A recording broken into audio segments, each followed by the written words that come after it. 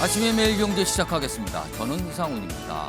어제 커다랗고 둥근 보름달이 떴습니다. 특히나 어제는요, 정월 대보름달이죠. 달을 보며 마음속으로 소원을 빌곤 하는데요. 모든 분들의 소망이요, 적어도 최소한 하나씩은 이루어지는 한 해가 올해가 되기를 바라겠습니다. 자, 신문 일면기사 바로 전해드립니다. 매일경제 보시죠. 자, 매일경제 일면 톱자리예요. 카이스트. 자, 우리나라 한국과학기술원. 굉장히 국내에서는 입지가 굳은 대학인데요. 카이스트 중동에 캠퍼스를 마련한다. 과학기술로 협력 확대. 이런 얘기가 있다고 합니다. 자, 최근에 정상회의가 있었죠. 이 계기로 본격 논의 중인데요. 아랍에미리트 그리고 사우디의 설립을 추진한다는 얘기입니다. 그렇다면 해외 캠퍼스가 생기는 겁니다. 다음은 한겨레 확인해 보겠습니다. 자, 주말 동안에 이 얘기, 정치권, 굉장히 이 얘기로 여러 가지 말들이 나왔습니다. 좀 큰 제목 보죠. 윤석열 대통령, 국정 운영의 적이다. 안철수란 이름을 직접 거론하지 않았습니다. 그러나 내용은 안철수 후보를 겨냥하고 있습니다. 그래서 이 기사는 안철수 때렸다라고 돼 있습니다. 적이라는 표현이 나왔습니다. 좀 더 보겠습니다. 윤핵관 관련된 표현, 윤핵관이라는 표현을 쓴다. 그리고 윤한연대라는 표현도 쓴다. 이렇게 최근에 안철수 후보가 언급을 했거든요. 이거에 대해서 윤석열 대통령이 돈 없는 무례의 극치라는 반응을 보였다고 합니다. 무례하다. 그것도 단순히 아니라 무례의 극치다. 자, 노골적인 김기현 전당대회 구하기 아니냐. 언론들은 이렇게 해석을 하고 있고요. 대통령실이 지금 굉장히 깊숙하게 개입하고 있다. 이런 시각도 나오고 있습니다. 이번엔 조선일보 보시죠. 검수완박 투 법안이다. 이재명 직접 지시했다. 지난해 12월 얘기인데요. 관련 법안을 좀 바꾸겠다는 건데 방향은 수사검사 교체, 신상 공개 등 이런 내용을 좀 추가한다는 거죠. 보니까 검찰 무력화 조항 무더기 추진인데 법안 통과되면 가장 큰 수혜는 바로 이재명 대표가 볼 것이다. 이렇게 분석한 기사입니다. 마지막으로 동아일보 확인해 보겠습니다. 자, 지금 미국과 중국 가뜩이나 험악한데 더 험악해졌습니다. 제목은 이러네요. 미국 영공 침범한 중국 정찰 풍선입니다. 비행기가 아니고요. 이걸 격추했습니다. 그러자 중국은 이거 민간용인데 미국이 지금 과잉 반응 보이고 있다. 이 사진 보시면요. 이렇습니다. 이 풍선이에요. 굉장히 크죠. 커다란 트럭 한 3개 정도 규모라고 하는데요. 여기 보면 전투기가 있습니다. F-22.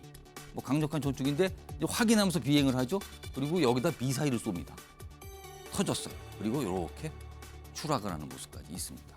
자, 이 장면, 이 상황을 놓고 미국과 중국이 또 격돌하고 있는 상황입니다. 여기 보시면 영토 침입 7일 만에 미사일로 쏴서 격추했는데 이건 주권 침해다.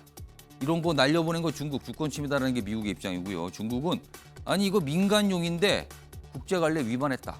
불만 많다. 이렇게 또 표현했습니다.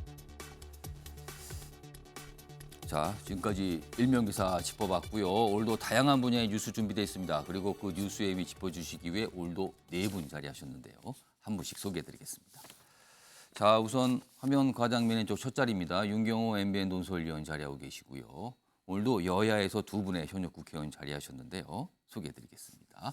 우선 홍석준 국민의힘 의원 나와 계십니다. 그리고 그 옆에는요. 김경만 더불어민주당 의원 자리하고 계시고요. 마지막으로 최경철 매일신문 편집위원 나와 계십니다. 자, 4분 안녕하세요. 안녕하십니까. 안녕하세요. 자, 오늘은요. 아침에 매일경제 본격적으로 키워드부터 하기 전에 일단 사고 상황 좀 짚어보겠습니다. 지난 4일이죠. 4일 밤입니다. 전남 신안 앞바다에서 어선이 지금 전복됐거든요. 12명 선원이 탑승한 걸로 알려지는데 일부 좀 실종된 분들이 계시거든요. 그리고 수색 작업은 지금도 계속되는데 벌써 3일째입니다. 지금요. 오늘 새벽에 어떤 소식이 좀 들려왔는데 자, 현장에 취재기자 나가 있는데 연결해 보겠습니다. 자, 장덕진 기자.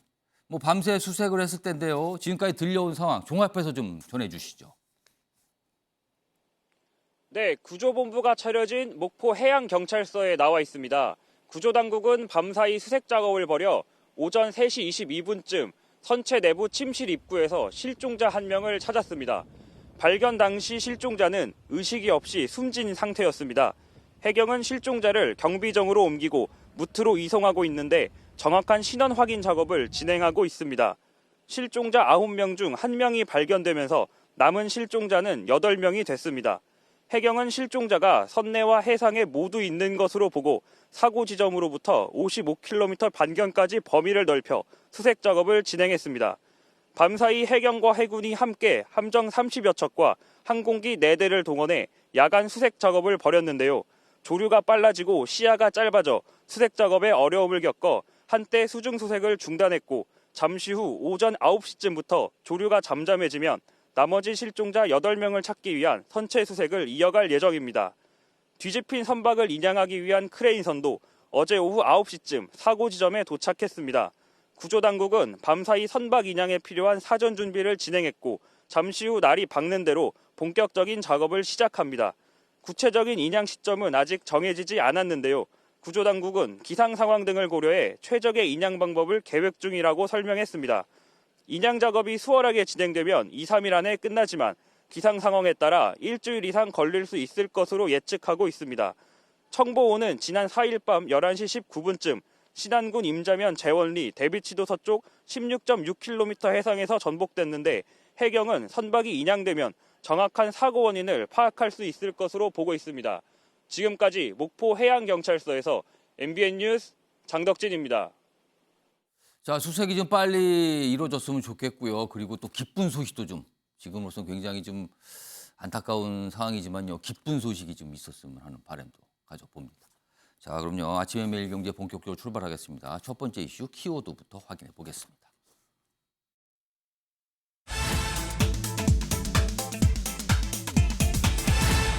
자, 첫 번째 키워드입니다. 방해꾼 또는 적. 어떤 사람을 향해서 이렇게 얘기하면은 이제 안 본다, 같이 못 간다, 뭐 이렇게 들립니다. 방해꾼이나 적이다 이렇게 규정을 했습니다. 자, 기사로 확인해 보겠습니다. 안철수의 적, 윤한 정면 충돌. 그러니까 여기서는 윤석열 대통령과 안철수 후보의 충돌 사항 아니냐 이 정도 되면은 이렇게 돼 있습니다. 윤석열 대통령이 윤핵관이라고 언급을 한 안철수 후보에 대해서 굉장히 강한 반응을 보인 겁니다.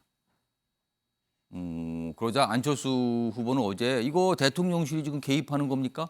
이런 불만 표시도 좀 했고요. 이런 가운데 이진복 정무수석이 어제 국회를 방문했죠. 그래서 정진석 비상대책위원장을 만났는데 윤한연대란 표현 이것도 도를 넘는 거다 이렇게 돼 있습니다. 그래서 지금 언론에서는 이거 대통령실이 굉장히 뭐가 많이 깊숙이 발을 들어놓은 것 같다라는 분석들이 있고요. 또 이리 주저앉히기인가. 앞서서 나경원 전 의원 얘기를 또 다시 상기시키고 있는 겁니다. 지금 상황이 좀 이렇습니다. 자, 그럼요. 우선요. 이 두 가지예요. 일단 안철수 후보가 윤핵관에 관해서 언급한 부분과 윤한연대라는 부분을 언급한 부분이 두 부분인데 이거에 대해서 대통령실이 각각 불만 제기를 하고 있는 거거든요. 자, 그럼요. 우선 이 윤핵관이란 언급 부분 이와 관련된 목소리 담았습니다. 들어보시죠. 윤핵관의 지휘자는 저는 장제원 의원으로 보고 있습니다. 그 사람들한테는 대통령의 어떤 안위는 안중에도 없고 자기들의 다음 공천이 중요합니다. 대통령실의 참모들을 간신배로 모는 것은 정말 굉장히 부당한 이야기입니다. 대통령께서 간신인지 아닌지 구분도 못하고 국정을 운영하고 계시겠습니까? 그건 대통령을 공격하는 거와 뭐가 다르겠습니까? 오늘 그럼 여기 오신 것도 대통령이랑 대통령께 지시를 받거나 뭐 조율이 된 게 있습니까? 이런 표현을 썼는데 제가 대통령한테 보고를 했죠. 이런 내용이 있다고. 대통령께서도 아마 내용을 잘 알고 계실 겁니다. 자, 저런 반응이 있었는데요. 사실 저 반응이 있기 전에 언론 보도가 하나 있었거든요. 여기 좀 잠깐 언급돼 있습니다. 어제 이 보도가 시작이 되면서 서로 간에 이렇게 공방처럼 비춰지는데 바로 이 표현이 나왔어요. 대통령실 관계자가 윤석열 대통령이 이렇게 얘기했다고 전한 겁니다. 이겁니다. 실체도 없는 윤핵관 표현으로 정치적 이득을 보려는 사람은 국정 운영의 방해꾼이자 적으로 인식될 것이다. 자, 이름은 없습니다만 여기에 안철수 후보가 들어가 있는 거거든요. 이렇게 되면 약간 좀 험악한 상황이죠. 일단 첫 번째는 윤핵관과 관련된 부분, 그 언급된 부분에 대한 여러 가지 얘기했잖아요. 다음은요, 윤한연대란 표현에 대한 뭐 어떤 입장과 반응도 있습니다. 들어보시죠. 지금까지 윤안연대로 여기까지 왔습니다. 법조인 출신의 대통령과 그리고 과학기술인 출신의 그 당대표가 있게 되면은 정말 그것은 최상의 조합이다. 안윤연대라는 표현을 누가 썼습니까? 그건 정말 잘못된 표현입니다. 대통령과 후보가 어떻게 동격이라고 지금 이야기를 하는 겁니까? 지금 당 대표를 뽑는 선거입니다. 대통령 후보 선거가 아니에요. 자, 최영실 편집위원. 그러니까 핵심은 두 가지예요. 어제 대통령실 관계자도 질문을 받고 설명을 했거든요. 뭐 일단 윤한연대란 표현을 왜 쓰는가? 왜 대통령을 끌어들이는가? 이거에 대한 불만이 하나. 그리고 윤핵관이라는 표현은 대통령 자체를 굉장히 모욕하는 거다. 간신에 놀아나는 대통령이다. 이게 담겨 있다. 이렇게 또 강한 불만 표시를 했거든요. 자, 일단 이거에 대한 불만 표시 어제 강하게 나온 건 알겠는데 그렇다면은 윤심이 누구에게 있다? 윤심은 안철수에게 없다? 이거는 또 이렇게 언급하시는 의원들 꽤 되시거든요. 이른바 친윤으로 꼽히시는 의원들이 이런 얘기를 많이 했거든요. 근데 그 표현은 괜찮고 윤한연대나 윤핵관은 안 된다라고 한 거예요. 이거 어떻게 보십니까? 뭐 오늘도 여러 언론이 썼습니다마는 이 표현을 갖고 예. 대통령실이 문제 제기한 것은 좀 상식에 조금 어긋났죠. 어. 누구나가 지금 다 윤한연대를 표방하고 있고 모든 후보들이 예. 그리고 윤핵관도 뭐 거의 뭐 상시화된 예. 그런 명사가 되어버렸는데 예. 그것을 썼다고 해서 이것이 조금 문제가 있다고 하는 표현 자체는 예. 조금 낮은 수준의 예. 공격 수단이고 그러면은 최영철 편집위원은 약간 빌미를 잡았다고 보시는 겁니까, 뭔가를? 그렇습니다. 어쨌든 지금 대통령실의 입장은 예. 안철수 후보에 대한 기준을 예.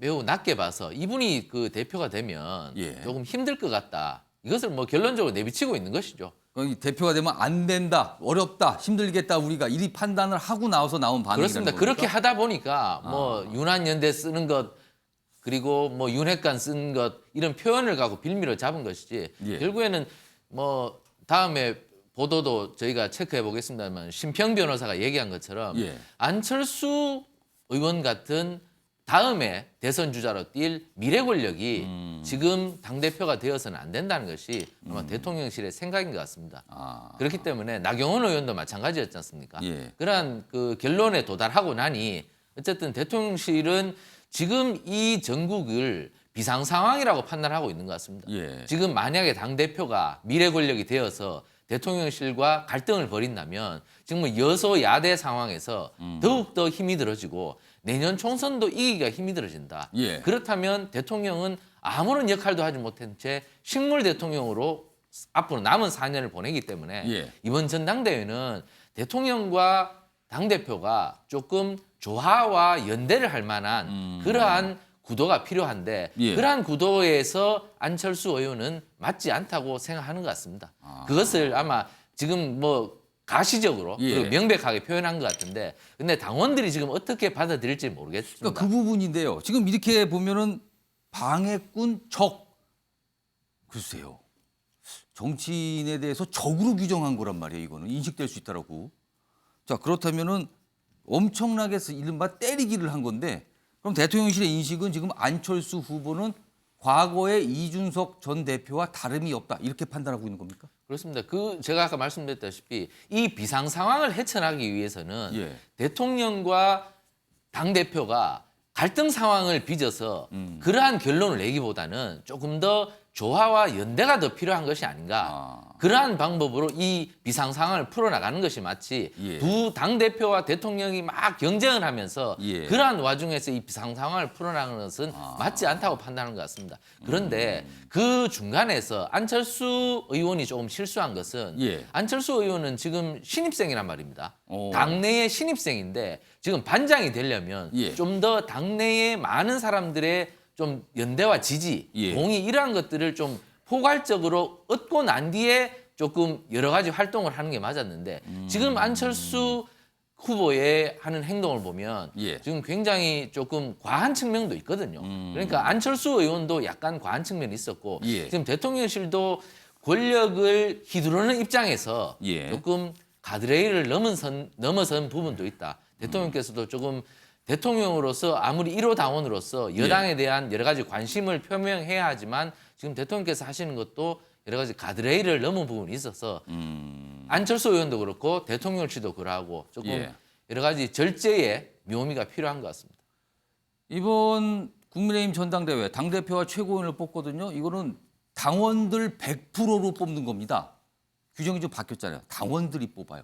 지금 당원들이 지켜보고 있는 거거든요. 지금요. 대통령도 보고 있고 안철수 후보도 보고 있고 경쟁자인 김기현 후보도 보고 있고 어떤 판단할지 아직은 모르겠습니다. 뭐 이번 주 또 여론조사도 하고 뭐 그럴 텐데 좀 기다려 보도록 하고요. 그럼 다음은요. 윤석열 대통령과 안철수 후보 왜 이렇게 사이가 벌어진 건가? 이거는요. 최소한 벌어진 겁니다. 최소한 표현으로. 그 이상 표현도 갈 수 있습니다만 가장 완화되고 최소화시켰을 때 나오는 표현이 둘 사이가 벌어졌다 정도인데 왜 이렇게 된 건가죠? 원래 그런 건가? 아니면 중간에 뭐가 꼬인 건가? 이거죠. 기사 보겠습니다.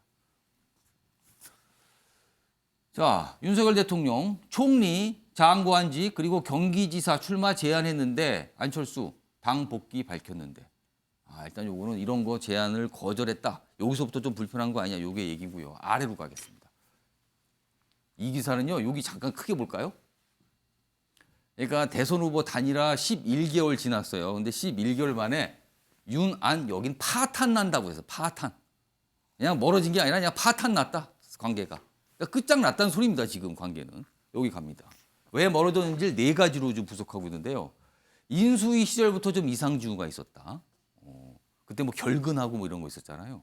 근데 이제 인선에 대한 불만이 있었다. 뭐 이런 것도 있고요. 복지부 장관 제안했는데 그때도 좀 갈등이 있었다. 뭐 거절했다? 뭐 지나가는 말로 한 겁니다. 제대로 뭐 제안했습니까? 뭐 이런 거고요. 단일화 효과를 두고 상반된 이제 특히 여기가 갈리네요. 왜냐하면 최근에 안철수 후보는 본인의 어떤 역할로 대선 이겼다 이거를 강조하면서 윤한연대 얘기를 꺼냈거든요. 근데 여기 보면 이게 아마 대통령실이나 윤 대통령의 생각이라고 소개가 돼 있죠. 되레 야권 표심 결집해서 대선이 초박빙됐다. 역효과가 났다고 보는 거고요. 반면에 안철수 후보는요.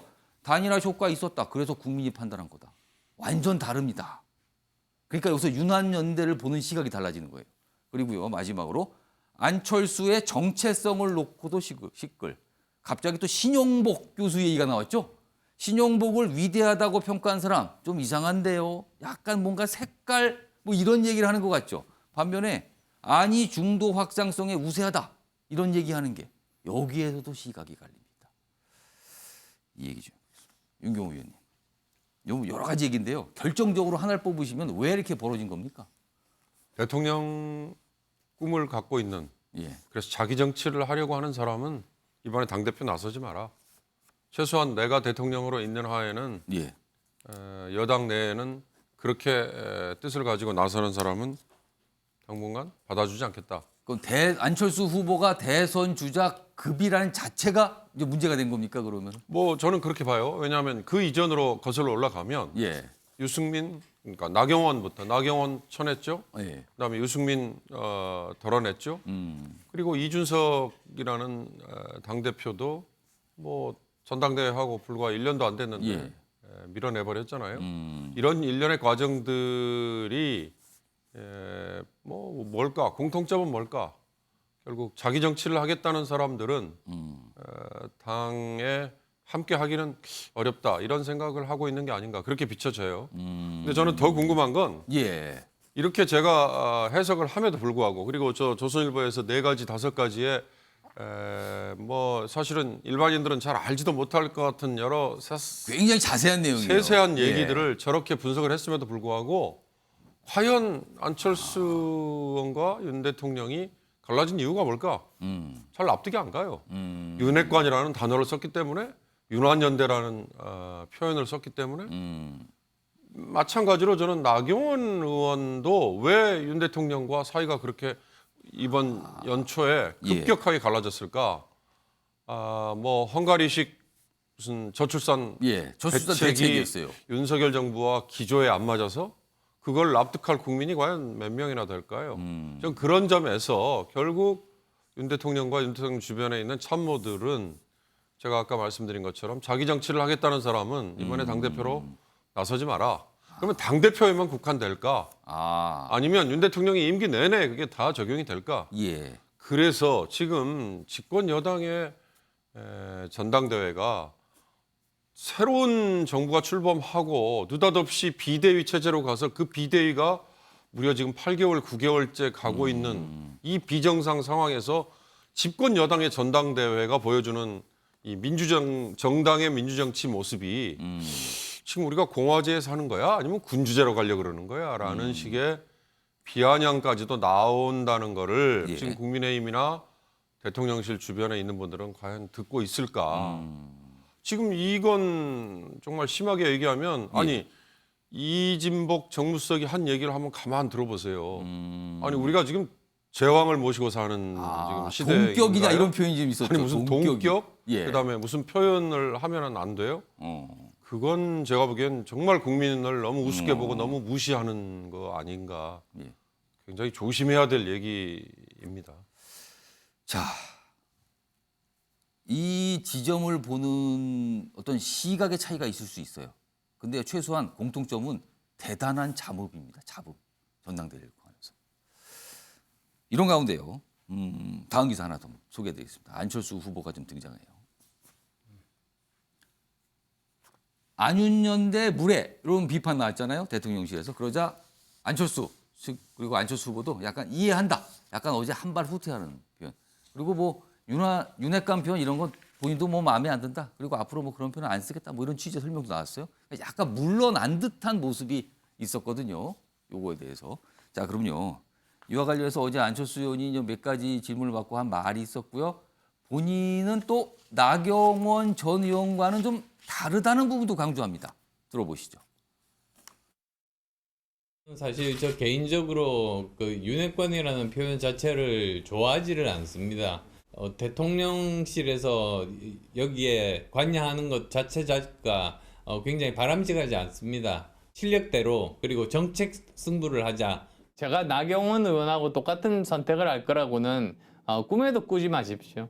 제가 똑같은 조건에 똑같은 위치에 있었으면 네. 저는 제 성격상 절대로 그만두지 않습니다. 갑자기요. 저런 얘기를 꺼내니까 홍석준 의원님. 네네. 이거 안철수 의원 글쎄요. 어떻게 버텨낼 수 있을까?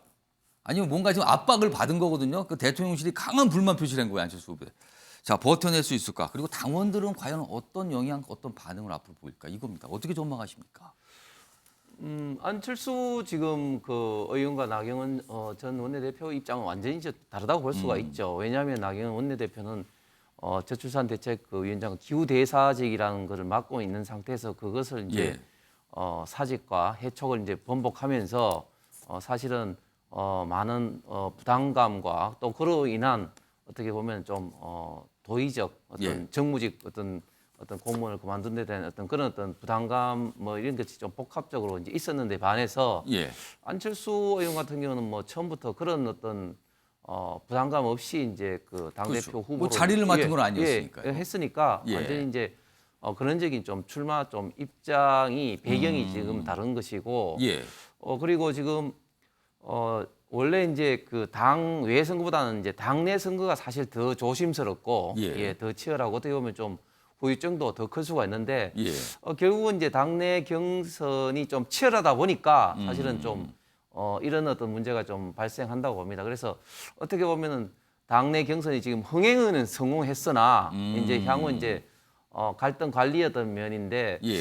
그런데 이제 그 대통령실에서도 이제 언급한 윤핵관과 이제 윤한연대의 이 표현은 단순한 어떤 표현의 어떤 문제가 아니고 사실은 이제 정진석 비대위원장이라든지 많은 어떤 당에서도 이제 경고를 했는 게 이번에 두 가지 면입니다. 첫 번째는 대통령실을 어떤 식으로든지 자꾸 이제 어떤 자기 정치 내지는 예. 어떤 선거 운동에 좀 끌어들이지 말자. 그다음에 지나친 어떤 상대방에 대한 어떤 비판은 좀 자제하자. 이런 예. 것이 이제 공식적, 비공식적인 그런 어떤 기준인데 지금 그 안철수 의원 같은 경우 윤핵관이라든지 유난연대라든지 이런 표현은 대통령실뿐만 아니라 사실은 굉장히 당 내에서도 전반적으로 좀 부담스러워하는 부정적인 그런 어떤 표현이지 않습니까? 그래서 사실은 뭐 그 문재인 대통령 때 문핵관이라는 표현이 없었고 한데 윤핵관이라는 표현 자체가 굉장히 대통령과 윤석열 정부를 비판 내지는 좀 비아냥거릴 때 사실은 많이 쓰는 어떤 보통 명사화가 지금 돼버렸고 예.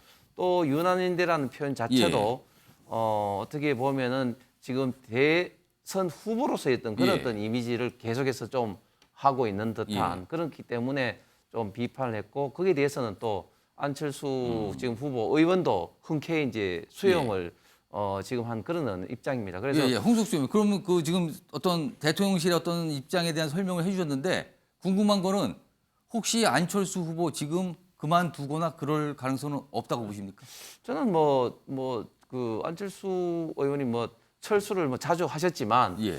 이번 당대표 경선 레이스에서는 이런 문제 때문에 중도 포기라든지 이런 것은 없으리라고 생각을 합니다. 알겠습니다. 자, 이번에 김명환 의원님, 민주당 소속이시지만 제3자 입장에서 지켜보시면 안철수 의원 과거 이제 민주당에 몸담기도 했어요. 그리고 방금 말씀하셨지만 약간 별명처럼 붙은 게 안철수라는 별명도 있습니다. 철수를 많이 했다. 뭔가 하다가 중간에 그만두고 이런 일이 반복되니까 철수한다는 이 표현까지 들었던 정치인이었거든요. 자, 이번에는 어떨까? 어떻게 전망하십니까? 글쎄요, 국민의힘 전당대회를 바라보면서 예. 영화 타짜의 명대사가 생각나는데요. 어떤 정말 겁니까? 윤석열 대통령이 지금 이 자리까지 어떻게 왔느냐. 잠깐 복귀해 보면은 우리가 그 이준석 눈에 가시였던 전 대표를 보냈지 않습니까? 그리고 나경원 대표 전 대표 주저앉히고 예. 유승민 또 의원도 사라졌지 않습니까? 예. 그러면 이제는 안철수의 차례인가? 용도 폐기인가? 이런 의구심을 갖지 않을 수가 없는데요. 예. 아시다시피 안윤연대 지난 대선 때 깜짝 국민들에게 연대감을 표현했지 않습니까? 예. 그러면 그러한 안윤연대는 국민을 기망하는 행위였나?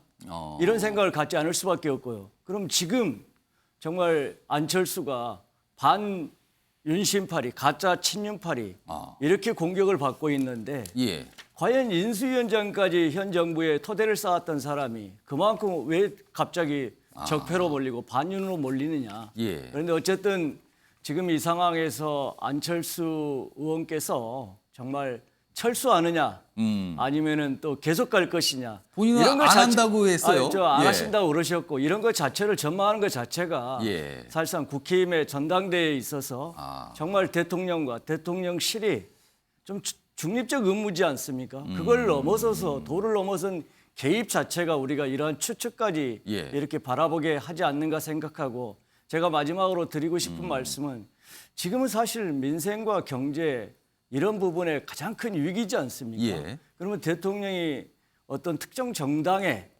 그 당권에 개입하는 것보다는 정말 민심의 귀를 기울이고 이런 것에 앞으로 민생과 경제 위기 그리고 이런 부분에 대해서 종합적인 대책을 어떻게 가져가고 예. 국민의 좀 이런 부분을 좀 안고 가겠다. 예. 이게 대통령실의 메시지가 나와야 되는데 특정인은 안 된다. 이런 표현이 도를 넘은 것 자체가 국민들 보기에 또 국힘당을 살아가는 당원들이 보기에도 예. 상당히 안타깝지 않을까 이런 생각을 갖지 않을 수가 없어요. 사실은 후보들마다 친윤이다. 내가 대통령과 소통 잘 되고 난 대통령 가깝다. 이런 걸 내세우긴 했습니다. 자, 그렇다면은 그거에 대해서 대통령실이 직접 나서서 물론 익명으로 나섰지만 어제는 또 실명으로 나온 거거든요. 대통령실이 직접 나서기보다는 그런 의견을 당에 전달하면은 당에는 선거관리위원회라는 조직이 있습니다. 그럼 그 조직에서 후보들마다 주의 또는 경고 조치를 할 수 있는 방법은 없었는가? 당을 통해서 입장을 낼 수 있는 방법은 없었는가? 이런 아쉬움들 지금 정치권에서 조금씩 나오고 있는 상황이기도 합니다.